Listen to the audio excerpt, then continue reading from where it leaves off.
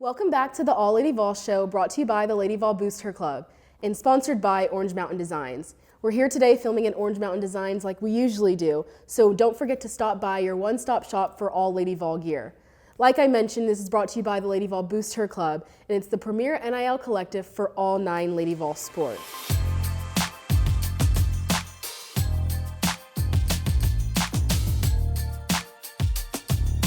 Okay, Laura, Sophia, welcome to the All Lady Vol Show. How are you guys doing?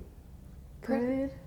Pretty well, you know, getting into it, ramping up. Yeah, I had the privilege of playing with both you guys, so I feel like this is such like an emotional time. You guys are in your final season, and I got to play with you guys, but obviously haven't spent your whole journey here. If you're a Lady Vol fan, you know that Laura and Sophia both transferred in. So Laura, I want to start with you because you are a Tennessee kid.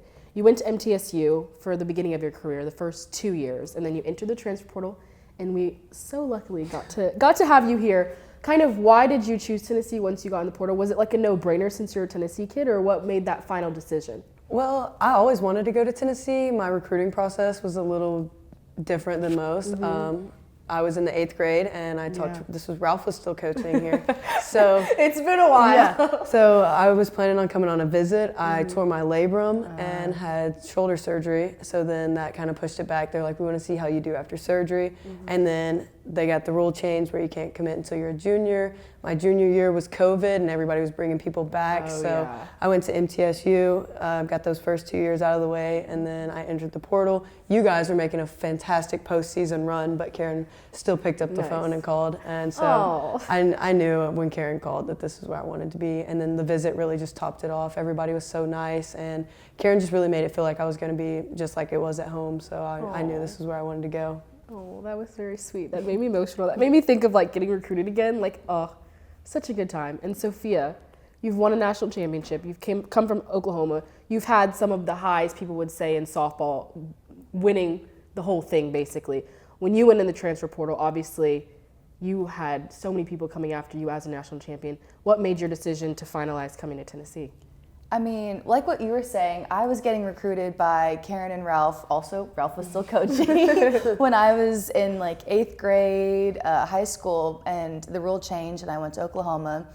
And then I was like, they were going to be my second choice no matter what. And I was like, it was between them and Oklahoma, and I was like, why not go to the one that it was my second choice, but now it's a great choice. Should have been my first. I'm sorry. We live and you learn. Like, it wouldn't have been the same. It would not. It'd be a much different person. Yeah, and you guys came in and you guys made such a big impact. If you weren't watching last season, Laura and Sophia both had phenomenal seasons, starting catcher, starting shortstop. Is there anything that you learned last year that you're going to bring into this season right off the bat? Mine is definitely just being myself on the field. I think I held back a lot at the beginning just because I didn't know how people would react. But I feel like the more that I just got to be myself on the field, and the more that you guys encouraged me to be myself, it just made the season so much smoother for me as a person, and I feel like for the teammates that I had around me. So that's the one thing that I'm going into this season. I'm like trying to picture like pre-real Laura coming out compared to like super regional Laura, like jumping and doing flips, and I'm so glad you came out of your shell. So yes, stay you from the start as well, Sophia. I feel the same thing, how you're just kind of like letting go, like this is our senior season, just give all that we can and just take what I've learned from last season. I feel like we learned so much, and then taking that into this season of just letting go, play free, and win. Yeah, and win, that's right. Okay, before we get into like all the things I want to talk about, I do want to bring up that off the field, these two are like besties. Laura was my roommate last year, my road roommate. So like I knew who Laura would hang out with, and it would be Sophia and also Peyton. So I thought it'd be really fun to kind of bring back old times and talk a little bit about Peyton. Peyton Gottschall, All-American pitcher. Obviously, she was outstanding for us during her career. And this was like a little trio, and I know you guys miss her. So I thought, why not do a most likely to between the three of you? So if people don't know that was a trio, you guys can basically explain how you were a trio with these questions. So Peyton's not here to like veg for herself, but we're we'll just see. throwing her the bus. Okay, between the three of you, who's most likely to stay up all night studying for an exam? Studying for exam. Peyton. I would say Peyton. Yeah. Miss, I love school though. Yeah, but I'm not staying up all night to Peyton study. loved her kids. I mean, she would be doing like filling out the exams for them. Yeah, she was big into school. I think I saw her do more work than any of us. Yeah. Wow. Yeah, because you would be going and hanging out and Peyton would be working and you'd be chilling. Let me pause you guys. What are your majors so people know? And obviously, Laura, you said you love school, so you got to explain it to the people. Yeah, well, technically I'm a sociology major, but my concentration is criminology and criminal justice. Wow. And then I have a minor in psychology. I'm planning on getting a master's degree in agricultural communications and then going to law school. Okay, that's a lot to break down. Yeah. But law school is the final goal. Okay.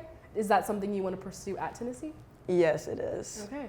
Nice. Sophia? I'm also a sociology major. I don't have any focus, but next year I'm planning to get a master's or work on my master's in sociology with a focus on crime and deviance. Wow. Kind of the same thing. It really is, though. No wonder you guys are a trio. Okay, let's get back to it. Out of the three of you, who's most likely to skip class because they have a game later? I don't want to get anyone in trouble when I... That's why I'm trying to... It's me. It's me. Okay, that was pretty... You agree? Yeah, but thankfully we have all online, so that doesn't matter. Oh, wow. That's a great senior year. Okay, who's most likely to injure themselves trying to do a cool trick? It's me again. Okay, who's most likely to be a team captain? I think Laura. I would give it to Laura Peyton, but Yeah. I feel like you've gotten out of your shell and you've led us a lot. Oh yeah, for sure. Even towards the end of last season, you definitely started speaking out more, and I'm so glad. Like, the team's very lucky to have you this year. Okay, who's most likely to make a highlight reel on ESPN? It's you. Me? Yes. Stop it. What about Soph, like, diving into a wall to, like, catch Yeah. a ball behind the plate? I feel like those aren't like shown as much. I mean, you don't even know who it is. I guess under a mask, Yeah. but sometimes you flip your mask off. Yeah. The rare occasions. But I feel like I could see you diving. I don't know. Peyton, it's She hard gets to a lot of picture. strike threes and like glove claps. That but is true. That is true. Other than that, she just lets everybody else field it. Okay, after graduation, who's most likely to become a coach? Peyton. Peyton. Oh yeah, she's playing professionally right now in Mexico, which I was thinking about calling her, but the time zone I know she's playing. So she'll just have to see this when it comes out, when she gets her name called. Who's most likely to be the life of the post-game celebration? It's between you and Peyton Yeah. because Peyton's gonna have the playlist going, and so she's Yeah. vibing to her own playlist. Yeah. But then you're gonna be like, you're just gonna start it. Yeah. That's I'm not true. explaining it. Yeah. I would agree. Peyton, it's always time to play the game in her mind, Yeah. so her music choice is always going to be the first one up. Okay, who's most likely to do extra workouts outside of practice? Soph. Yep. She's big on her legs being strong. Well, that's how she hits the ball so Yeah. far. According to Matt Clay. Okay, who's most likely to be the team's biggest cheerleader? Probably Peyton. Yeah, Peyton really. She gets into it in the gets loud. dugout. Yeah. And as a pitcher, when you're not playing every single inning and she just is in the dugout getting loud, I can agree. Lots of yelling. Yeah. And then to finish it off, who's most likely to get a fan club? And I feel like you already know the answer to this. Peyton already has a fan. Yeah, she has her fan. She has her, what is it? The Row Locos? 3 Rowdies. The yeah. Rothy I Rowdies, thought it yes. was just the Locos. Everyone loves Peyton. So shout out to Peyton. We'll see you around this season. And the trio I know misses you. There's a lot to talk about, and from you guys being here from last season, there's been also a lot of change. Obviously, new hitting coach, Coach Craig and Coach Stephanie are here, and then we also lost Coach Chris and Coach Kate. Things happen when you win. Your assistant coaches get pulled up. They're now at Auburn, but first off, how has been having Coach Craig and Coach Stephanie, and kind of give some insight to them as people before we get into like hitting. How are they as people? You can go, Sophia. Oh, I feel like I like them a lot, but they do remind me a little bit of Chris and Kate. They just got married, and they have that they have their own vibe. Craig is the very funny guy. He's always with his sleeveless shirts and just. And then Steph is I feel like a little bit more serious, but I feel like she's someone good to confide in. Mm-hmm. Yeah, I agree. Steph is very personable. I feel like she's somebody that you can go and talk to about literally anything, softball, not softball. And so that's really great just to have in general. And then, yeah, Craig is just He's really goofy. I love Craig. He makes you laugh every single day. In the cages, everything's really lighthearted. And he takes the time to get to know like who you are. Every day we also have like a would you rather almost question. On the board. Do you remember today's would you rather? It was the would you rather go everywhere barefoot or in heels? Yeah. I would have chose heels. I did heels as well. Okay, yeah, I can't. Heels don't bother my feet as bad as being barefoot. Yeah. Okay, so now moving on to the hitting side of things. It's obviously a different strategy. Can you kind of give insight to what his scheme and his strategy is compared to the previous seasons, especially when you guys were first here? When we first got here, we only did rise balls. And so his big thing is keep your weight even. Like, I'm not going to try to change your swing too much, but keep your swing even, and then line drives. Okay. That was his main goal. Nice. It's hard to catch a line drive, so yeah. Especially going hard off the bat. What about you, Laura? I think it's almost like he's a very scrappy hitting coach. He doesn't care how we score runs, if it's, ground ball to the second baseman. Like, as long as we're doing our job, it's not like we're waiting around for a big hit. Like, it's not like we're waiting for someone to pull through with a home run. Like, he wants us to be scrappy, put the ball in play, make the defense work. And it's just, I think it's really worked for this team so far. And especially for a team that's so athletic and so dynamic. We have newbies that are slappers, young freshmen that are fast. Do you guys see that working more for the types of players we have of just anything works as long as we're scoring runs? Definitely. I feel like we incorporate a lot more like bunting, even for the righties, and it really gets us runs. Oh yeah, for sure. Laura, as a righty, I know you bunt. That little sneaky bunt. Yeah. I'm so excited for you guys. So I kind of want to get into a little bit of SEC. And the people that you play are Georgia, Arkansas, Oklahoma, Mississippi State, Texas, Ole Miss, and Texas A&M. Quite a bit, but out of the SEC, 11 teams were ranked in the top 25. Based off the people that I have just said, who are you most excited to play? Not saying that you're not excited to play anyone, but out of those teams, who are you most excited to play this season? I'm excited to play Oklahoma just because I was promised that field a long time ago and I want to play on it, and I definitely want to go there and, play against them. Yeah, and kick some butt. Yeah. Yes. At Oklahoma, which is going to be a lot of people. I feel like we've had an unsaid rivalry with them. They're not in the SEC, but I just feel like, especially with the World Series and media, makes us have some bit of a rivalry. So I'm very excited. I don't know if I would have said that because I'm not on the team, but that's a good one to look forward to. What about you? Yeah, I think mine would either be Oklahoma or Texas. And just because we get to play them at their place, it's kind of going into the two teams that were they ended up being the best of the best last year. And to go in and be able to compete and hopefully win at their place is something that I'm really excited for. Yeah, for sure. You guys also get to play, like I said, Mississippi State, Ole Miss, A&M, Auburn, Georgia. There's no one that you can just pass over in the SEC. What do you think from your past year, your junior year? What do you think you've learned from playing an SEC series that can help you within this year? I think you have to know that after game 1, game 2, you're going to be sore, you're going to be fatigued, and you definitely have to prepare for that. It's the week before, you have to get ready for that. Your icing, you have to do the right things before you're ready for that game. Yeah, I agree. Or just staying mentally locked in, especially for the third game. There was a lot of times where we'd win the first 2 and then you kind of come out kind of slow on Sunday, but every single game is a dogfight and somebody, there's a chance that anybody could win on any day. So that's something that I'm really going to keep mentally locked in for this next season. Yeah, it's hard once you win the series to show up and feel like it's game 1 of the series. You feel like you know a team, and like Karen always says, it's they're going to be a different team every single day. You kind of spoke to recovering, icing. You caught almost every single game last year for us, and to be expected this year as well. I kind of want to know from your take. We have Sage Margetco, which is a transfer, she's new. Carlin, we have a kind of a new pitching staff. If you were to describe each pitcher in one word, let's start with Carlin. How would you describe her? I'm feeling, I don't know, but fiery. I feel like she's got a lot of fire in her. Yeah. And she let it go, she let the fire go last year. I just unleashed it. Oh yeah, for sure. I mean, when you throw the ball 70 miles per hour, it's kind of, you're unleashing something.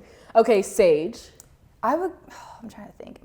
Maybe spunky? I don't know why I was thinking that, but I feel like she's got an edge to her. She's Like, I got a chip on my shoulder. Like, I'm better than you. Okay. And then we have Erin. She's a freshman. I really don't know. I'm trying to think. There's a lot of adjectives. I don't know. You're struggling. I am struggling. I'm trying to think. Do you have any ideas? I think like not only is Erin competitive, but she's like spinny. Like that's the one thing when I come to like when I think about Erin, she spins the ball so well. Like it looks like it would be in the other batter's box and it's crossing right on the edge of the plate. Her 9-inch drop kind of gets us a wow. lot. Yeah. And on the topic of drop ball, Charlie Orsini. All I can think of Charlie is every time she says yes. I don't know why. When she's like, yes! And it's Australian, so it comes out differently anyways. Yes and no, too, like the gnar. Oh, it makes me laugh. Okay, and then Peyton. Another, not the old Peyton. We have a new freshman Peyton. I could see her, I just think of rise balls, but like, that's not an adjective to describe a person.